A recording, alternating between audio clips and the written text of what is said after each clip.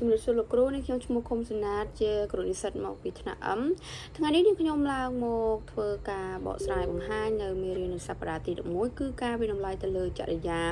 បទនិងបំណិនរបស់សិស្សចូលមកដល់ការវិនិច្ឆ័យទៅលើចរិយាបទនិងបំណិនរបស់សិស្សគឺជាវិធីសាស្ត្រសំខាន់មួយសម្រាប់គ្រូដើម្បីយល់ពីការអភិវឌ្ឍរបស់សិស្សមិនត្រឹមតែចំណេះដឹងទេប៉ុន្តែវារួមទាំងអាកប្បកិរិយានិងសមត្ថភាពអនុវត្តផងដែរ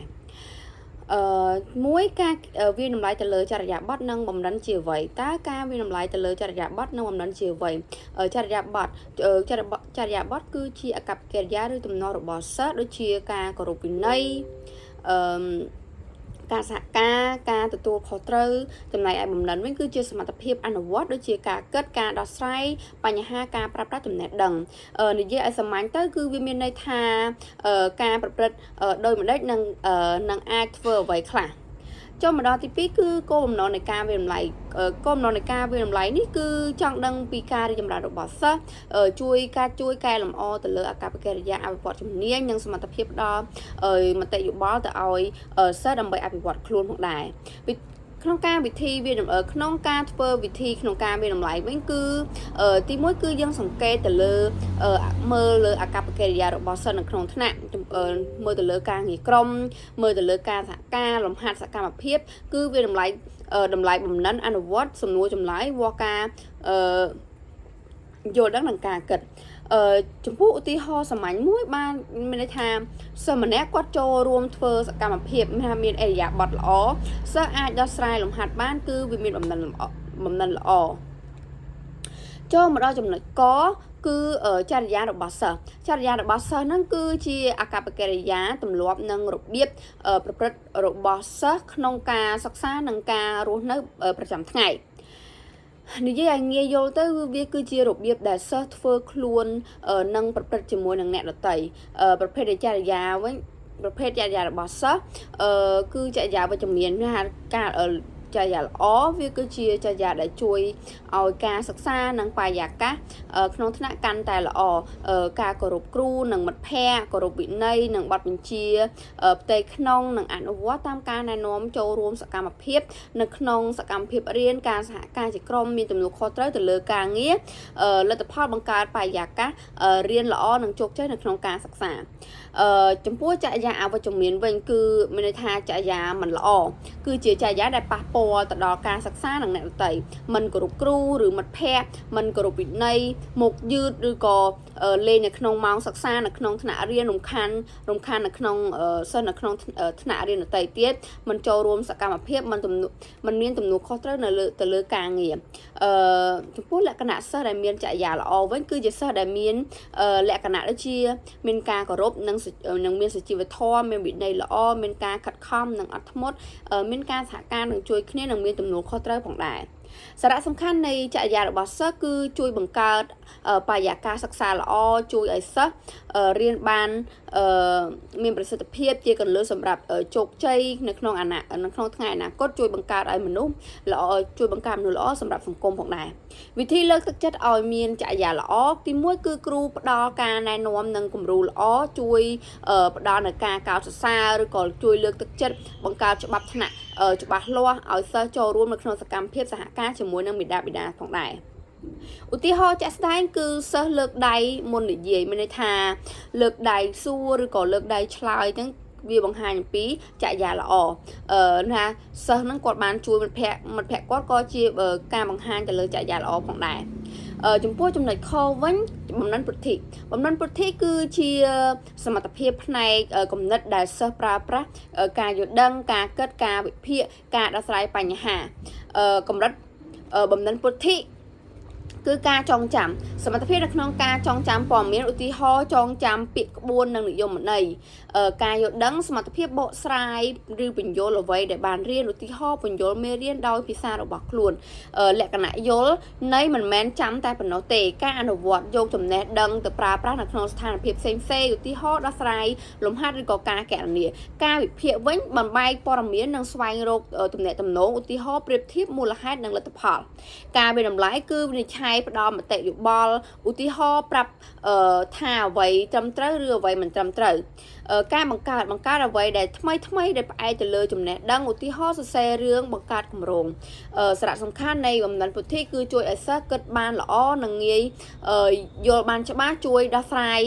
បញ្ហាបានមានប្រសិទ្ធភាពជួយអភិវឌ្ឍក្នុងការសិក្សាទាំងមូលក៏ដែលជាគន្លឹះការរីកចម្រើននាពេលអនាគត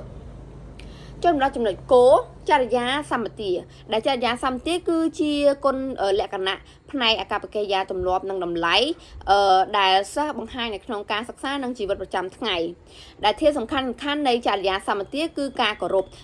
នេះគឺការគោរពគ្រូគោរពមិត្តភ័ក្តិនិងច្បាប់វិន័យគោរពពេលវេលានិងបទបញ្ជាផ្ទៃក្នុងទំនួលខុសត្រូវគឺការធ្វើការងារតាមភារកិច្ចការសហការធ្វើការងារជាក្រុមបានល្អសុជីវធម៌មានអាកប្បកិរិយាល្អនិងការខិតខំប្រឹងប្រែងចំពោះសារៈសំខាន់វិញគឺវាបង្កើតបរិយាកាសសិក្សាបានល្អជួយឲ្យសិស្សរៀនបានល្អប្រសើរបង្កើតមនុស្សល្អសម្រាប់សង្គមនិងជាគន្លឹះសម្រាប់ជោគជ័យនាពេលអនាគតផងដែរពីរគឺលទ្ធផលសិក្សារំពឹងទុកដែលលទ្ធផលសិក្សារំពឹងទុកហ្នឹងគឺជាអ្វីដែលគ្រូរំពឹងថាសិស្សនឹងដឹងយល់អាចធ្វើបានបន្ទាប់ពីរៀនមេរៀនមួយរួចប្រភេទនៃលទ្ធផលសិក្សាវិញគឺផ្នែកចំណេះដឹងសិស្សអាចពន្យល់និងចងចាំមេរៀនមួយហ្នឹងបានយ៉ាងច្បាស់ល្អផ្នែកអំដិនវិញសិស្សអាចអនុវត្តនិងដោះស្រាយបញ្ហាបានមានន័យថាសិស្សគាត់បានយកផ្នែកយកចំណេះដឹងដែលគាត់បានរៀននៅមេរៀននិងចងចាំមេរៀនមួយហ្នឹងយកមកអនុវត្តនិងដោះស្រាយបញ្ហាដែលគាត់បានជួបប្រទះផ្នែកចរិយាសិស្សមានអាកប្បកិរិយាល្អនិងមានវិន័យល្អលក្ខណៈនិងលទ្ធផលច្បាស់លាស់និងវាស់វែងបានសមស្របទៅនឹងមេរៀននិងអាចអនុវត្តបានពិតប្រាកដចូលមកដល់ប្រភេទនៃចរិយាសម្បទាវិញដែលចរិយាសម្បទាអាចបែងចែកជាច្រើនប្រភេទសំខាន់ដូចជាចរិយាសម្បទាផ្ទាល់ខ្លួនតកតងទៅនឹងអាកប្បកិរិយារបស់សិស្សខ្លួនឯងមានដូចជាវិន័យខ្លួនឯងទំនួលខុសត្រូវការខិតខំប្រឹងប្រែងនិងការគ្រប់គ្រងអារម្មណ៍ឧទាហរណ៍សិស្សធ្វើការងារផ្ទះទាន់ពេលវេលាចូលមកដល់ចំណុចមួយទៀតគឺចរិយាសម្បទាសង្គមមានន័យថាតកតងទៅនឹងការរស់នៅជាមួយនឹងអ្នកដទៃមានដូចជាការគោរពគ្នាការសហការជាមួយគ្នាការជួយគ្នាទៅវិញទៅមកនិងការប្រស័យតកតងជាមួយនឹងអ្នកដទៃបានល្អឧទាហរណ៍សិស្សធ្វើការងារក្រុមបានល្អម្ល៉េះគាត់ចូលរួមសហការនិងវិភាសាជាមួយក្រុមរបស់ពួកគាត់បានយ៉ាងល្អចំណុចមួយទៀតគឺចរិយាសម្បទាសិក្សាតកតងទៅនឹងការសិក្សារៀនសូត្រមានដូចជាការចូលរួមសកម្មភាពការយកចិត្តទុកដាក់នៅក្នុងការធ្វើ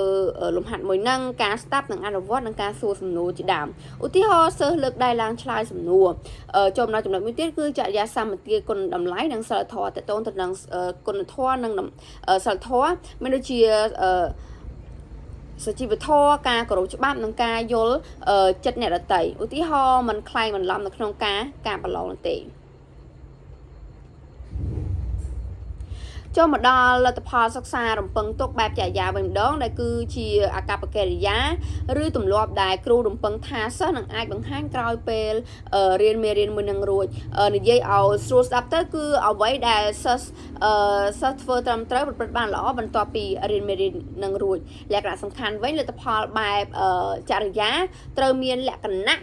ដូចជាអាចមើលឃើញបានអាចវាស់វែងបានច្បាស់លាស់និងសមស្របទៅនឹងមេរៀនប្រភេទនៃ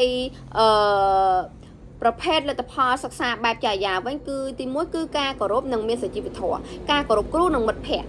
ប្រើពាក្យសមរម្យថាសិស្សនិយាយដោយសុភាពរាបសារទៅកាន់គ្រូវិន័យនិងទំនួលខុសត្រូវមករៀនទាន់ពេលវេលាបំពេញការងារតាមភារកិច្ចបានយ៉ាងល្អឧទាហរណ៍សិស្សគាត់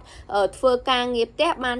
បានទៀងទាត់តាមពេលវេលាដែលគ្រូគាត់បានកំណត់តែម្ដងការសហការនិងការងារជាក្រុមគឺជាការធ្វើការជាមួយនឹងមិត្តភ័ក្តិបានយ៉ាងល្អចែករំលែកមតិយោបល់គ្នាទៅវិញទៅមកឧទាហរណ៍សិស្សចូលរួមនៅក្នុងការងារក្រុមការចូលរួមសកម្មភាពលើកដៃឡើងឆ្លើយចូលរួមសកម្មភាពការគោរពច្បាប់និងបរិស្ថានគឺគោរពច្បាប់ថ្នាក់រៀននិងថែរក្សាអនាម័យនៅក្នុងថ្នាក់រៀនចូលមកដល់លទ្ធផលសិក្សារំពឹងទុកបែបចរិយាគុណតម្លៃគឺជាអាកប្បកិរិយានិងគុណធម៌ដែលគ្រូរំពឹងថាសិស្សអាចនឹងអភិវឌ្ឍនិងបង្ហាញក្រោយពេលរៀនលក្ខណៈសំខាន់គឺលទ្ធផលបែបនេះត្រូវមាន